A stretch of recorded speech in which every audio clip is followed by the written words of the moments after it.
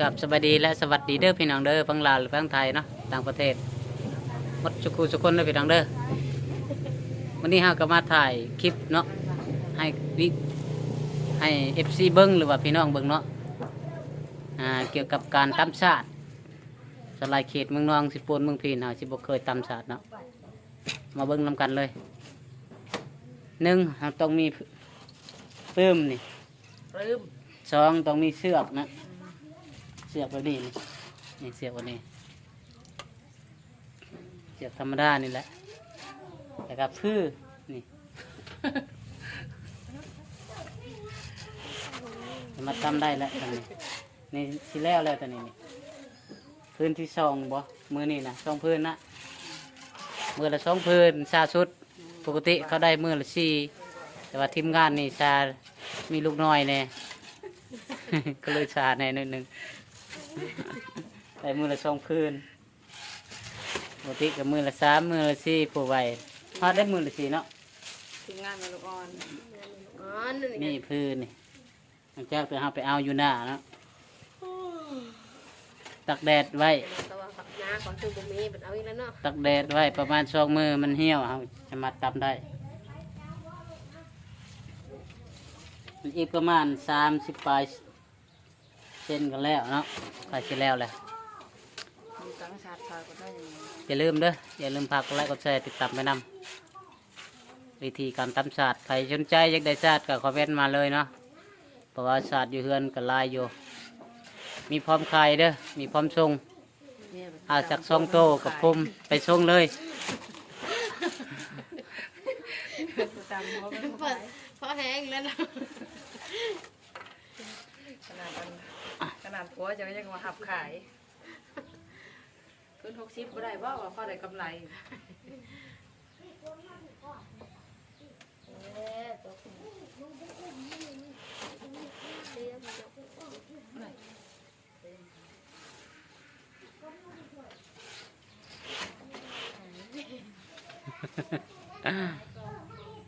ผู้ตำศาสตร์ก็มีผู้งามๆเด้อมีผู้ขี้ลาย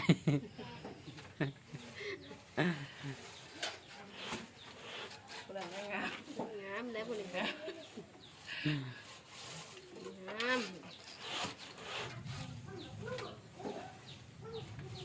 หมดเท่านี้ก่อนเด้ออย่าลืมฝากกดไลค์กดแชร์ติดตามไปดำถ้าไปอยากฮู้อยากถามคอมเมนต์ใดเนาะ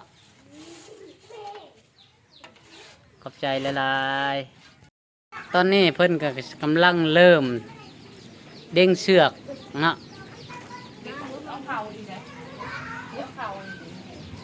อันนี้คือปื้มมันนะปื้ม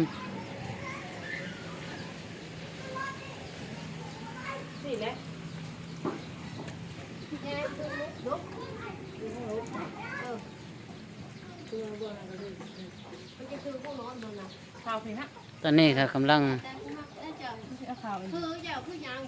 มาน้ำสั่นเลยนี่วิธีการทำศาสตร์ครั้งแรก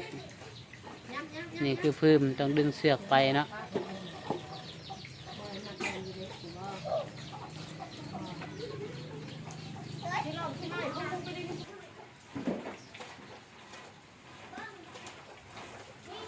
เรื่องดึงเสือกเนาะ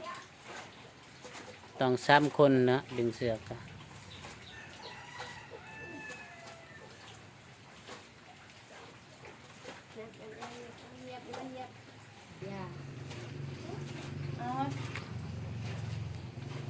เฮ็ดนั่นนะค่อยตอนนี้ฮะกลับมาเบิ่งวิธีการตำศาสตร์เนาะ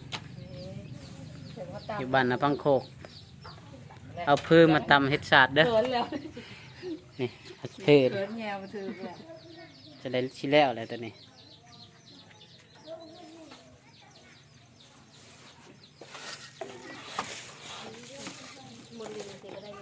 อีกประมาณอีกจาก10 เซนนี่ก็แล้วนะพื้นตัวนี้มันต้องมี2 คนแย่เนาะผู้หนึ่งอยู่เบื้องซ้ายผู้หนึ่งอยู่เบื้องขวา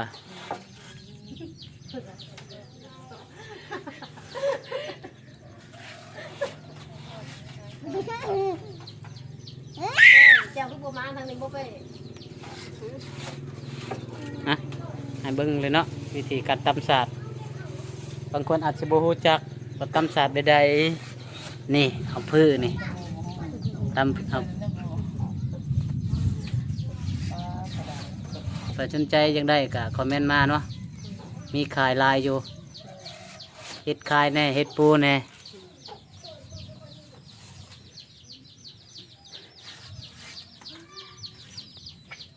อันนี้ก็สิแล้วแหละนี่สิแล้วแหละเป็นศาสตร์เด้อ เนี่ยค่ะเจอคนตรงนี้มาก็มีนะ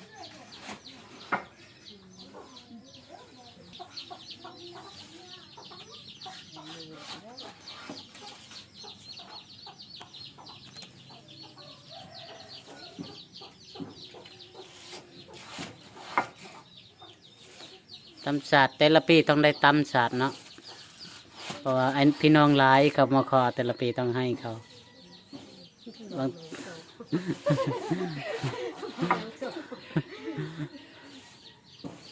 เวลาจะทายกลางชาติได้แค่นั้น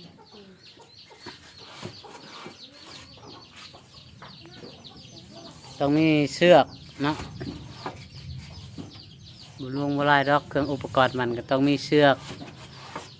มีพือก็ได้เป็นศาสตร์แล้ว เออมันนี้นะ นี่ปื้มตำพร้อมแต่คือปื้มเราตำชิ้นบ่ได้คือกันเด้อ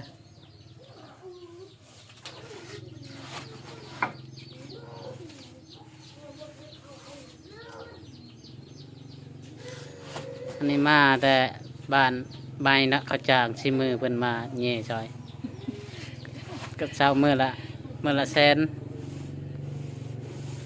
จ้า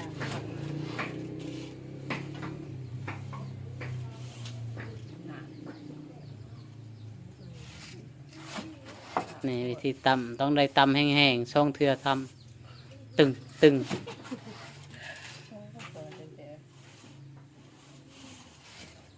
ดี๋ยวมันจะจามมันเป็นติดอะไรขึ้นกับกลางกับเราต้องการนั่นแหละเว้น ดึงเอาเลยละใหม่นี่ดึงเอาใหม่นี่ ต้องใช้ข้างเดียว ลังชิแล้วเลยเด้อพี่น้องเด้อเรากำลังตัดชนมันเนาะฮะ มาตัดเถอะมา ไม่ลงคลิปเลย ฮะ ไม่ให้คลิปตัวเองข้าวจังเลย มาตัดเนี่ย ตาโลดเขากำลังถ่ายคลิปอยู่ครับ อ๋ออย่างเงี้ยเราถ่ายเองนำตัดเอง น่ะนั่นเป็นศาสตร์เลยได้อพี่น้องเลย ขาดยัง ศาสตร์พือ ขาดพื้นว่าเนี่ย ศาสตร์พือ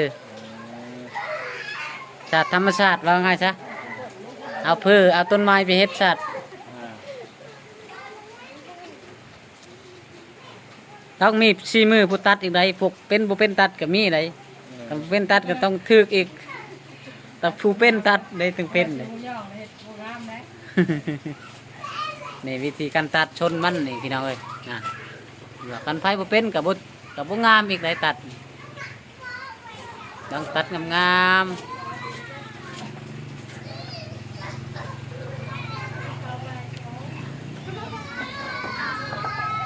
สิแล้วได้ใช้เดี๋ยวนี้ เอาแบ่งคนดัง เนี่ยก่อนมึงมาเอาสิไปเอาเช่นออกเลย อืมเอายูทูบฮะเข้าไปยูทูบได้สักอะไรเงินในมือแบกเข่าคือเก่ามาแล้วเขาจึงได้แล้วรถอันเงินเนี่ย ชีวิตก็ไปเอาเงินญี่ปุ่น มาแล้ว ตอนนี้ก็เรียบร้อยนะพี่น้องเนาะสำเร็จอีกพื้นที่สองเด้อสำหรับมื้อนี้พื้นที่หนึ่งนี่พื้นที่สองเนาะแล้วเมื่อไรเชียวมาเอาโทรศัพท์มาพี่เด้อมาถ่ายคลิปอยู่นี่ฮะเมื่อยังอีกแบบสักสองนะ ถอดเหล็กตัวเขาแทงไว้ตัวหามัดเสือกเลยเนาะตูดเข้ารถแล้วสำนักแจดรถแล้วใส่สำเร็จแล้วพี่น้องเอ้ยปืนที่2นะ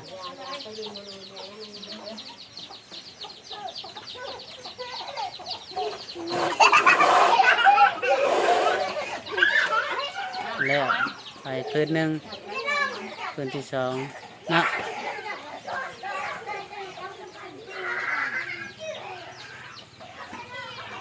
ใครสนใจอยากได้คอมเมนต์มาเลยเด้อวิธีการตำศาสตร์ตอนนี้ก็จะได้เริ่มอีก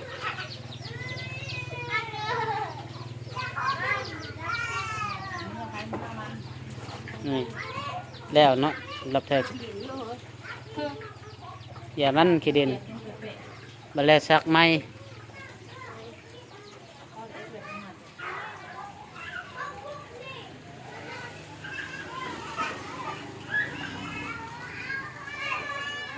นะ